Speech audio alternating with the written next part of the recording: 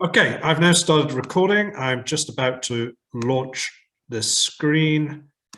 Good evening, everybody. Hopefully you can now see what you should have been able to see 10 minutes ago. Studying medicine in Italy in 2022. As Elizabeth has already introduced herself, you know that essentially you're going to be hearing more from her than you will be from me during this presentation. But I just wanted to set the scene briefly before handing the floor over to Elizabeth. So who are we? Well, some of you might know us a little bit better than others, but basically A-Star Future is an organization that started 15 years ago in the UK with the express purpose of trying to encourage British students to go and study in all sorts of places around the world. Over that time, obviously, a lot of our energy has been dedicated to the subjects of medicine and dentistry and so on, because these are the ones where people have a pressing need to go and study abroad because, hey, getting in at home is not straightforward. So we have over time developed a bit of an area of experts, or a bit of expertise in this area. So when that comes to talking about what your options are for studying medicine in Europe, we have found 85 of them within the European Union, not including Ireland, but elsewhere in the EU. The biggest single number is in Italy, 18 of them. Some of those are private, some of those are public. I'm sure that will come up during the course of Elizabeth's presentation. But actually, yeah, in terms of where the opportunities are, it's essentially Italy and Central and Eastern Europe. I'd just like to very quickly, before we get stuck into precisely how Cattolica can help you, or not, as the case may be, just set the scene for what it is you need to be thinking about if you want to look at medical schools abroad. Most important things are actually, to do with you as an individual. Don't just jump into this because, you're finding you can't get a place in the UK. You really do have to bear in mind that you are talking about moving to another country for 6 or 7 years. You are talking about learning a new language. And you are talking about ultimately wanting to become a doctor at the end of the day. Which brings me on to the third point I've put on this slide, which I actually believe is probably the single most important thing you should be thinking about when looking at medical schools abroad. How many students are admitted into the first year and how many graduate on time? Because a lot of people will fixate on this issue of got to get into a med school. That's actually easier said than you might imagine. But getting out the other end, properly qualified, having had a good education, that is not as straightforward as you might think. Will your qualification be recognised post-Brexit? Still no clarity on that point, I'm afraid, but you do, what can I say?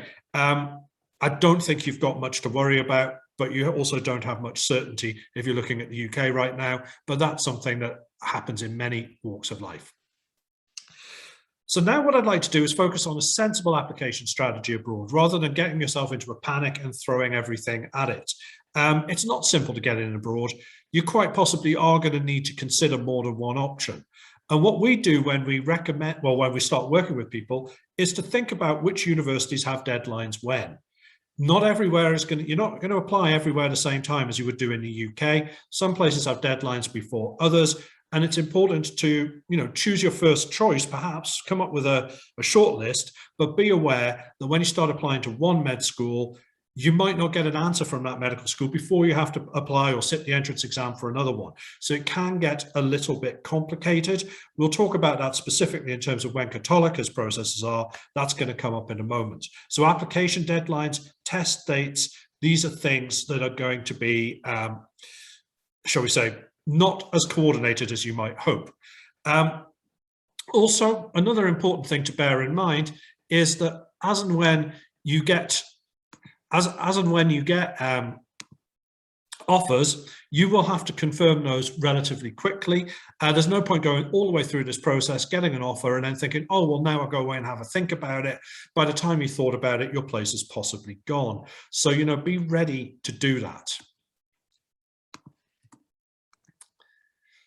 Other considerations that we just briefly want to touch on. I mentioned Brexit already. It won't make it any more expensive to study in Europe, with the exception of the Netherlands, where it will massively make a difference. You're basically paying the same fees wherever you go in Europe. The next point I made about A-level results day, yeah, that's not the day to start thinking about going to study abroad. If all of a sudden it's like, you know, you were getting in the UK and now you're thinking about going abroad just because you didn't, yeah, probably not going to be spectacularly successful. Visa regulations, these are another thing that we are learning about a lot as well. Brits, when they're going to study elsewhere in Europe, do need to worry about this, whereas in the past they didn't. And money, I'm only going to say one thing about money. It will be yours. Okay. How much it costs, that varies a lot from one place to the next, but you will be paying for this yourself. You won't be getting scholarships by and large. Okay. And you won't be getting British student finance. That is definite. So those are a few just brief things that I'd like you to think about. Obviously, we will send you out a little bit more information about our websites and how you can contact us at any time. But I would just like to stop sharing my screen and hand over to Elizabeth, who is obviously going to be talking for the bulk of this particular presentation. Thank you so much, Mark. That was a really wonderful introduction here. And I really appreciate that you took the time to share with the students different considerations to make when studying abroad, because that as a professional who works to help students determine the right fit for them at Universita Cattolica, but then I also am a person who enjoys helping to host orientation sessions, welcome the students once they arrive. I can confirm that the considerations that Mark has just brought up to your attention are really important factors to reflect on when you're deciding to apply. But I'm going to go ahead and explain to you why studying medicine and surgery at Universita Cattolica specifically might be a very good choice for you, because we try to make it possible for you to ease into all the difficulties that you might face when you're considering studying abroad, whether you've decided that you've longed to go abroad for years and it's always been a dream of yours, or if, as Mark said, you're kind of thinking about it last minute because maybe the opportunities that you wanted back home aren't coming through as you had hoped, and now you're looking for alternatives. So both of these scenarios are acceptable for our purposes at Cattolica, and we're interested in welcoming you there. So let me go ahead and give you a little bit of information. I don't know if my PowerPoint is being cut off by that view. It's I don't know. Oops. Very little. We can see nearly all of it. Don't worry about that. It's going back now. Sorry for that, but little technical difficulties when we're making these last minute jumps from, webinar to meetings. And unfortunately, I'm not sure how to get that little bar to go away. But what it's covering up is the menu is that I'm going to start off today explaining you a little bit about why you should study medicine in Italy in general. So you're thinking about going abroad, and Mark made a point earlier that actually Italy has 18 programs, one of the highest of the choices that you might have around Europe. And this is fascinating to me because I wasn't aware that we had so many programs when compared to other countries. But I'm really excited to tell you that you might have thought about coming to Italy before for vacation. I don't know. Italy is one of the top destinations around the world for tourism and for international students in general, actually. And why? We all know that Italy is a great place to come and visit for the architecture, the history, the fashion, the food. But as one of my favorite professors at Cattolica likes to say to our visitors when they come to the university and the university hospital is, did you know that Italy is a global leader in healthcare? So why not study medicine in Italy? We've been ranked the most efficient healthcare system in Europe past couple of years, because that Bloomberg does these rankings every so many years. We have been in the top 3 consistently for both the most efficient healthcare systems and the healthiest country index. So that's really exciting. And also we are pretty affordable, and I'll talk about that a little bit later. So yes, the money that you will be paying to study in Italy is probably going to come out of your pocket. Scholarships are scarce. However, the cost of studying here, not only for our tuition fees, but also for the cost of living and what you can get out of the lifestyle in Rome specifically. is pretty nice. Reason number 4 and 5 are pretty interesting to me. The 6-year program that we have, I will explain a tiny bit more about when I'm talking about the academics and the application processes later in the presentation.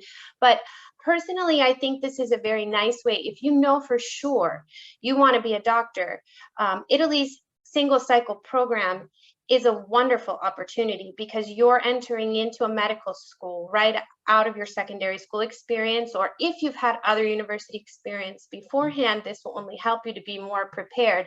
But you're going through a course that starts from step 1 all the way until receiving your medical doctorate, and you'll be in the same community with the same professors with the same expectations for that entire time. So we're going to walk you through that process, and you're not going to ever have to reapply or take other standardized exams in order to move on in your academic career, let's say. So you get started, you finish. Not too much trouble in the middle as far as bureaucratic processes are concerned. Number 5 is a really great point. We already heard Mark say that, you know, you want to be a doctor at the end of this. Is your degree going to be recognized post-Brexit? Lots of questions about that, but good news. If you decide that you want to stay in Italy, we'll be happy to have you. It has been noted that Italy is going to need more healthcare professionals, and now I believe that these numbers are probably even higher considering the complications that have come up with the COVID pandemic.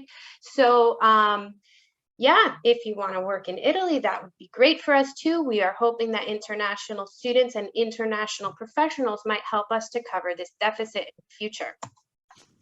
So if you weren't thinking a little bit more about why medicine in Italy, I'm going to explain to you also why you might be interested in Universita Cattolica campus, specifically located in Rome. First of all, Rome is a beautiful city to come to, so why not study medicine here? If you're having a rough day, you're worried about your exams, maybe you took an exam and it didn't go that well, all you have to do is jump on a train, go a few stops away, and you can take a walk in one of the most beautiful, picturesque cities in the world.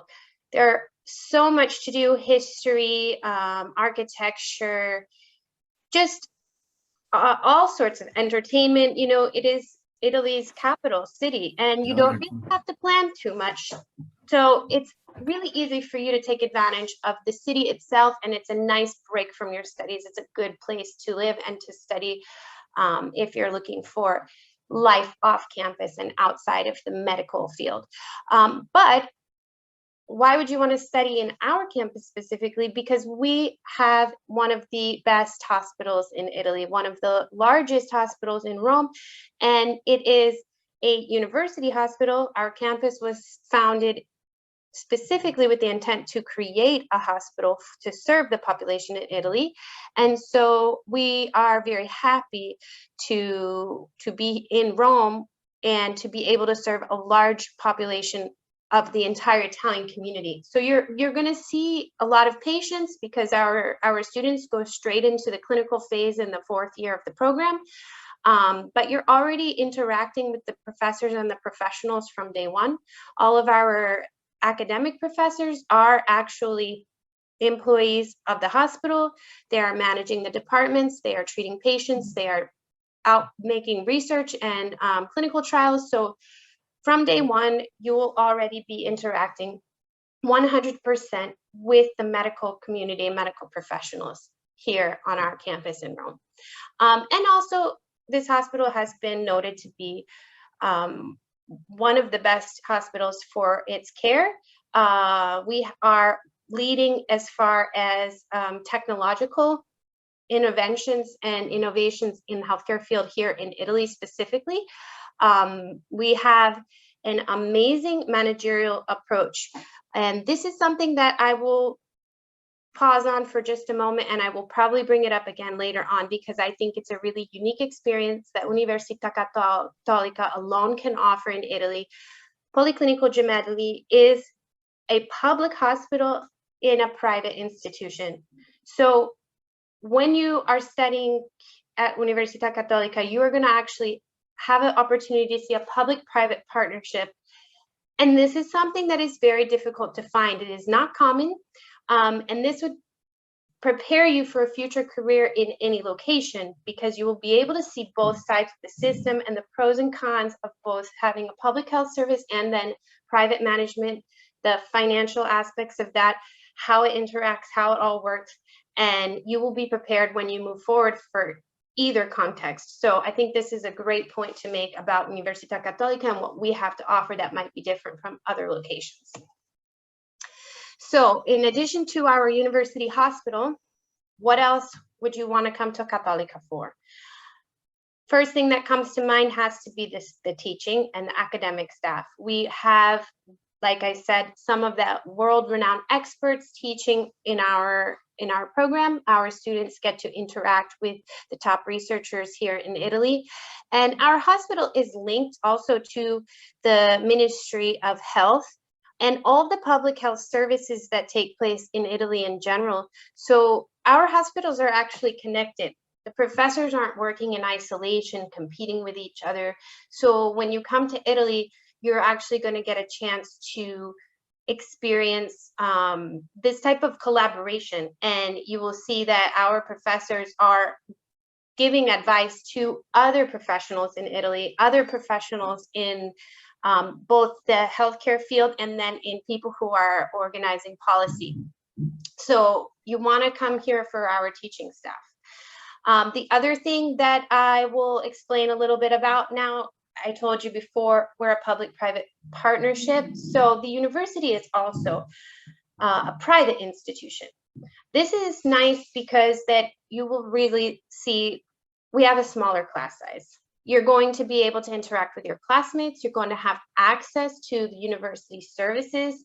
You won't find yourself in a lecture hall filled with 250 or 300 students. You're going to just be in a group of 80 students all together, learning, interacting, and moving forward in your program in a much more intimate setting. So this should be an advantage to you for two reasons. One, it should help you in your academic community. You should be able to take advantage of the intercultural aspects of this program, because we have 30 places for EU citizens and 50 places for non-EU citizens. The program was specifically set up with the idea of creating a multicultural environment and inviting international students to our campus. So with a small class size, you're going to be able to interact with people from all over the world. And as you may imagine, once you're finished with your studies, these people have become your friends, they have become your network, they have become the people that you're studying for exams with, that you're going through your clinical phases within the hospital, maybe that you decide to study abroad with. And later on, you will go into different places throughout the world. We hope some of you will stay and fill that void that we might have as far as doctors are concerned, but we know for a fact that many of our students are going to be too big for Cattolica in Italy alone, and maybe they return home, or maybe they go on to another adventure and they want to serve other communities across the globe. So you will have this group of some people that you've become very close with, that you've studied with, that you've grown with, that then later on you're going to be able to connect with each other for research projects, for conferences, for any type of professional network that you could possibly imagine. And it might not be something you are thinking about right now, but as a professional, believe me, you're going to be happy that you can pick up the phone and call the person who's in Germany and someone in the United States and the other person down in Africa somewhere. So this is something really interesting to think about. The size of our class is wonderful. And the last thing that I'm going to explain to you is the services to international students. I actually will move on to the next slide, because this is something worth highlighting. If you're thinking about coming to Italy for the customer service here, as an American citizen who's been living in Rome for 12 years, I could say that's probably not the right mentality to have. Italy is a wonderful place for hospitality, but you might have to wait a few days if you're going to send an email to any sort of public office. And it sometimes can happen on our campus too, that you try to get in touch with some office and then you have to kind of follow up a little bit. But I think that that's all part of the experience, and it's all part of preparing you for moving forward. And I'm really happy to say that Universita Cattolica tries to go against the norm in this area specifically. So starting out from the application phase, we have great services set up for you. I'm here, I'm a prospect manager specifically for medical applicants. And I have my colleague Aisha, who's hidden somewhere in this webinar watching us today, who is a country manager specifically for your geographical area. So we're both here to support you through the application phase all the way up to the point of you arriving on campus. And then once you get to campus, we have English-speaking professionals strategically placed in each of our offices, because we know that a lot of the students are coming here without knowing the language, and you will need to communicate in English. They might not be the best English speakers in the world. They are not all mother tongue speakers like me, but they're there in order to be able to help you communicate while you're learning the language and the culture. Also, it's really important that you know we have language support in the curriculum specifically. So within the 6 years, there are 2 times when we will ask you to study Italian for university credit. It's a part of your program because we know that you need some support in that area, and you're going to have to know the Italian language when you get to the clinical phase. So we're putting that right into the curriculum for you, and we also have a language center. Clearly, we have accommodations, which is super important, especially if you do need to ask for a visa. And we have all sorts of other on-campus facilities.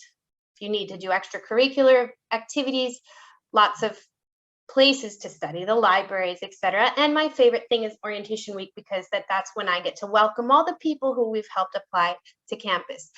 So you can see that we've really thought about this process that Mark was talking about before at Cattolica. It's important to us that the students do get an introduction to what's happening, and that you know that you have some support along the way. The last thing that I'll mention in this slide is when you get to the clinical phase, we have a dedicated office specifically for medicine and surgery students. So in the hospital itself, there's a center, we call it the hub, the medicine and surgery hub. And you can go there to talk to the staff in that office about your academic needs, about concerns that you might have about clinical rotations or anything else. And this is something that I think is a great advantage. And finally, we have a tutor, because you will be coming to a new system, a new environment. This is available to our domestic students too. It's a Cattolica service, but it's a great service to remember. You want to take advantage of that. If you're confused about how to manage your studies, there is an academic tutor who is a peer. It's a student worker, and it's someone who has been hired and carefully selected in order to help you navigate the academic system specifically. So these are some services that you want to keep in mind that you might not find at every international university across the world, but specifically in Italy, I think this is one of the places Universita Cattolica can really excel. So really quickly, just a few facts and figures about our campus overall. I don't know if I mentioned earlier that Universita Cattolica actually has 5 campuses across Italy. Our home base is in Milan. We were founded in 1921, mostly economics, finance, some fashion. All of our faculty on the Milan campus have their own specializations and areas of study. And we have over 40,000 students across the 5 campuses. That includes 4,800 international students. The number is actually a little bit higher than that. And this is nice because, like I was saying before, when we're talking about networking, sometimes we forget how important it is to interact with other students, especially when you're studying medicine and you're inside that world. You kind of forget that later on you're going to have a larger network when you move out into your professional career. So it's nice that you will have access to a large community just by being part of Universita Cattolica. Finally, it's worth noting that we also have Italian talk programs. If any of you speak Italian, you can feel free to reach out and let us know you're interested in those programs. And we have a great global network, lots of partner universities, lots of exchange program opportunities once you get here.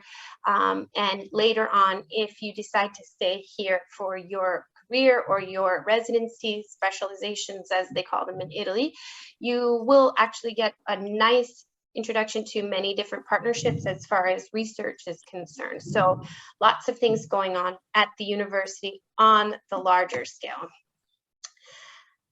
Last but not least, we have some costs. So personally, I think that Universita Cattolica is a very, very, very affordable program. You are not going to have to pay more than $16,000 a year. We do have two figures up here, and that's because if your income is earned within the EU, you have the right to declare your income and request an income-based tuition fee. This is something that you will do later on.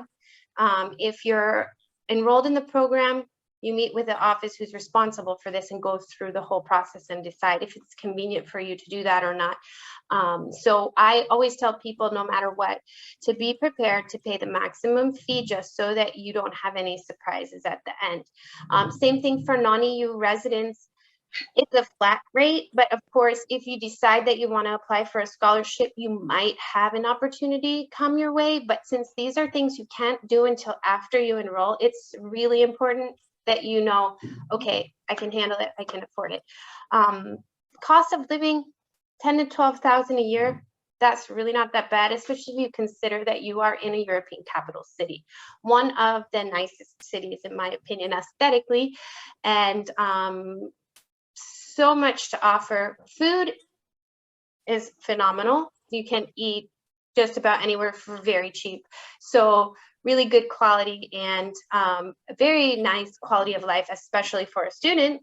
So I personally think this is a great opportunity for what you get, for what you have to pay, and compared to other universities of our caliber, top 150 and by QS rankings, you're gonna get a good deal here. So how do you apply? Our entry requirements are a little bit different than you might expect. We are not necessarily looking at what your score was in your secondary school, high school programming. We are trying to just make sure that you have a diploma that is valid in Italy. So this is really nice for you because that maybe it takes off a tiny bit of pressure. The reason that we don't really need to worry too much about your scores or any subject specific scores that you got, you know, if you're taking A levels, it's okay. We're not looking specifically at what A levels you took. We just need to know that you took 3. Why? Because we have an entrance exam. The entrance exam is set up in order to filter who's qualified and who's not. It's definitely something you need to spend a lot of time preparing for. So you want to be ready for that. But we do offer you a tool in order to help you study. All of our applicants are given a test simulator. Since it's a computer-based exam, you can take this test simulator and you can just use it every day. And this is what we really recommend you do. You apply, get the test simulator, and then start practicing. We also have some resources on our website that you can take a look at. And if you need to, if you're having trouble finding them, you can email our office and we'll be happy to send the link to you. But it's really important that you're going to get prepared for the entrance exam if you're interested in being offered a position at Cattolica. So you show us your high school qualifications, but don't stress out too much about the application process because we'll help you through that. We don't want to exclude people from taking the entrance exam if we don't have to. So make sure that you feel comfortable when it's time to go apply. Don't worry too much about essays or things like that. We want to help you get to the entrance exam and we want you to study hard so that you can actually pass. You are also going to want to be aware that we have 2 pools of candidates and they are separated based on your citizenship. So not your residency, but where you actually live, where you hold a passport. So if you're a dual citizen, you have a non-EU and an EU passport, the EU passport always takes precedence. And we have 30 places for EU citizens and 50 for non-EU. So what happens is everybody who applies then gets, if they are eligible, you get to take the entrance exam. Once you take the exam, you will be put in our list of rankings based on your score. The person who scores best on the top, the person who scores the lowest on the bottom, and then we will call the top scorers for enrollment. We separate and you will compete with non-EU citizens if you are an EU a non-EU citizen, and you will compete with EU citizens if you hold an EU citizenship. We do have the same application deadline, so that's March 18th. Applications are open now, so you can apply as soon as we get off this call. And the entrance exam is a really important date to keep in mind. It's April 6th. So EU citizens, there will be 2 dates because we have to ask you to take the exam in person at a test center. We have test centers all over the world, so you should be able to find one. Hopefully that's convenient for you. And we have to have 2 dates in order to manage the numbers of people. So you might be called to take it on the 6th or on the 7th. All of the non-EU citizens will take the exam on April 6th, and it will be online. So that will be just one at home. Everyone will take it on the computer, whether you're in the test center or at home. And then you will all receive feedback about how you scored on April 12th. So these are the dates Mark was talking about earlier to keep in mind. You should know what you scored on our test April 12th, but you might not necessarily know if you got in or not, because we will then continue to look for people if other students choose not to accept their enrollment. We'll keep on calling people and go down the list of our rankings. So this is something just to keep in mind, and we can face those questions later on. But remember, apply now, March 18th. Entrance exam is on the 6th. You should get some feedback from us and know more or less where you stand by April 12th. Entrance exam is made up of 65 multiple choice questions. These are the components. So we have 18 on biology, 12 on chemistry, 8 on physics and math, 2 questions on general knowledge, 20 on psychoattitudinal subjects. So that's like a really clever way to say logic-based problems, I think. And then there are 55 questions, on religious and ethical culture. We are a Catholic university, so we do ask a few questions about that. You have 65 minutes to complete the test. And one thing to remember is that this is not the IMAT. If you're looking into studying medicine in Italy in general, you will know what the IMAT is. We don't offer the IMAT, and we do this on purpose. We want you to be able to get your information earlier. We want you to be able to take the test earlier, but we don't accept the IMAT for entrance at our university. So know that if you take Cattolica's exam, or if you don't take Cattolica's exam, it makes a difference. You need to take our exam if you want to come to Cattolica. So moral of the story, you need to go ahead and apply now. And that way you can actually start studying. If anybody is already excited and ready to go ahead and apply, you can scan the QR code right now and it will take you straight to our application platform. And like I said, it's not a really stressful process to apply, but it's really important that you prepare for that entrance exam so that you can score high enough to be offered a place to enroll. So once you have completed your application, we will ask for an application fee of 160 euro. And as soon as you pay that fee, we process the application as fast as possible, and within a few days, you should have access to the test simulator and you can start practicing and studying and prepare to take the exam. So if you have any questions, you can, I think we have time. I don't know if I went over a little bit. I felt like maybe my timing was a little longer than it's supposed to be, but we might be able to answer a few questions. But if you have any questions tomorrow, later on, please feel free to contact us directly or get in touch with Mark, and we will all try to help you understand how these processes work. So I will throw the scene back over to Mark and stop sharing my screen and let us know what the next step is, if there's room for questions, if he has other Of course, there's room for questions. Thanks very much, Elizabeth. That was very comprehensive. So I think anybody who's on this call now should have a pretty good idea as to what studying at Cattolica involves and how you'd go about getting a place there. As we are on a meeting rather than a webinar, if you want to put questions in the chat to everyone, that's probably the smartest way forward, I would say, rather than to all start speaking at once. But a couple of comments I will just make, based more on the experience of having helped people get into Cattolica over the last few years, is that Rather perversely, this is one of the cases where British students have been well served by Brexit. As Elizabeth mentioned, there are more places for non-EU students than EU students, which means that it does mean it's a slightly easier to get in as a Brit than it was. It's not impossible for EU nationals to get in by any stretch of imagination, but the numbers of applicants from Italy alone are stacked against you a little bit, let's put it that way. The other comment I would like to make about the entrance exam itself is that obviously over the years, Cattolica has evolved this. It hasn't always been exactly the same test.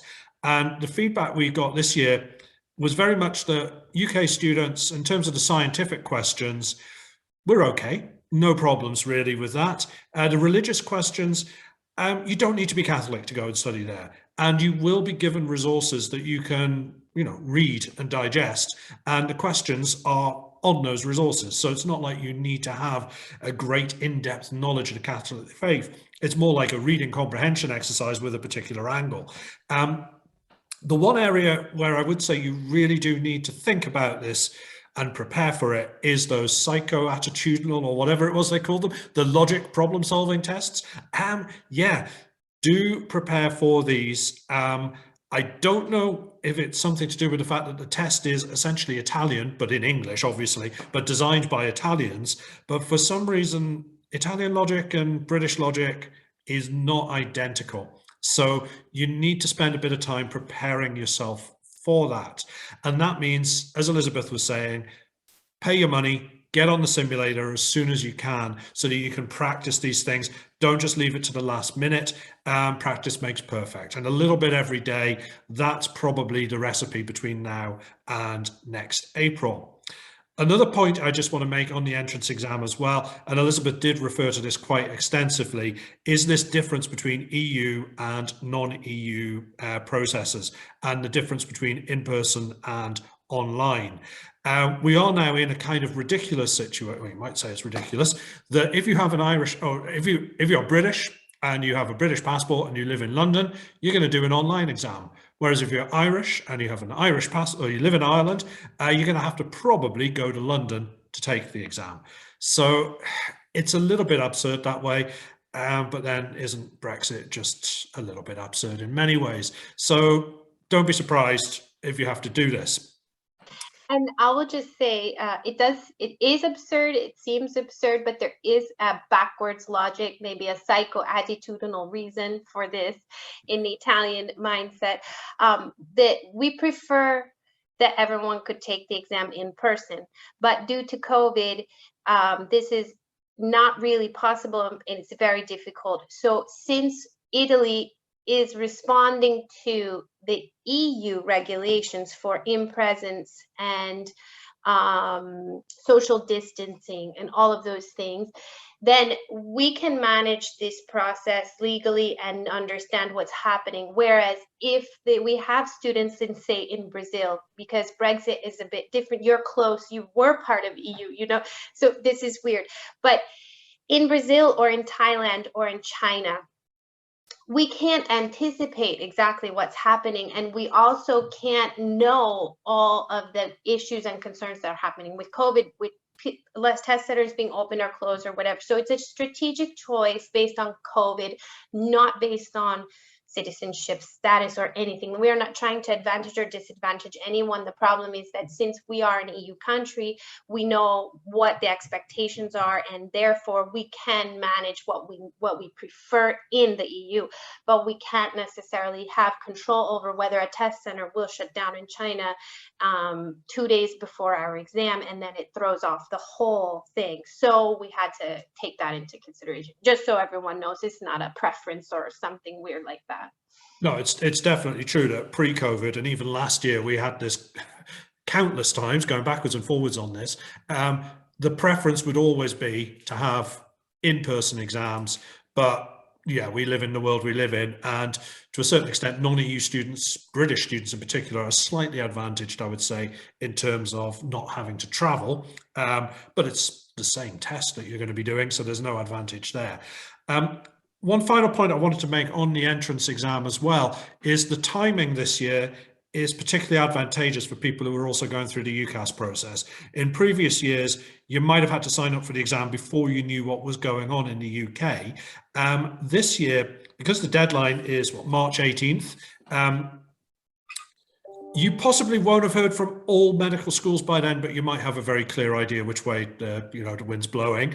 Obviously, this year I'm aware that some medical schools in the UK didn't make their offers available or didn't announce them till May. But in a normal year, I would expect people to know by about the second, third week of March whether or not they're going to get offers in the UK. That gives you time to take the exam on April 6th or 7th, as may be. Doesn't give you a huge amount of time for preparation, let's put it that way. So you might want to be thinking about this a little bit before that. But when I was talking before about putting together a sensible strategy in the sense that things are going to happen at different times and it's not always going to be neat, like, an application in the UK or Ireland or whatever it might be, that does mean that Cattolica is possibly one of the earliest medical schools that you should be looking at.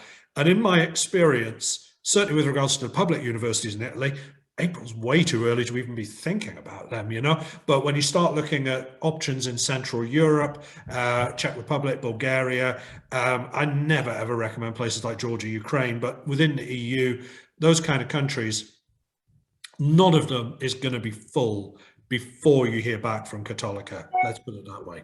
So I think you're in a it makes sense if this is your first choice, and obviously the finances of it are an important component as well. And if you can afford it, and all being well there, then I would encourage you to look at Cattolica before considering anywhere else. Let's put it that way. And another point to make on that is that, if you're applying, as long as, like Mark said, you can afford the application fee, if the €160 isn't a huge weight on your shoulders, then once you take our exam, you will be able to decide if you want to accept an offer to enroll or not. This is really helpful. And as compared to the public institutions, we're doing this now because we know that you might need a visa. This is something new for the UK students, but for us, it's very normal.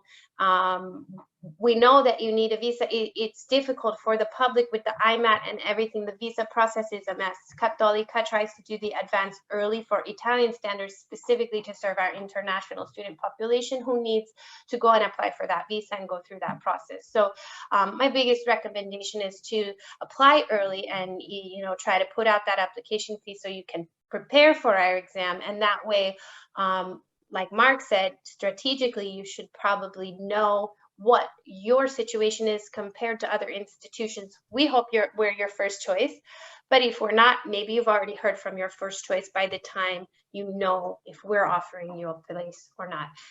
So the timeline has been well thought out just for you.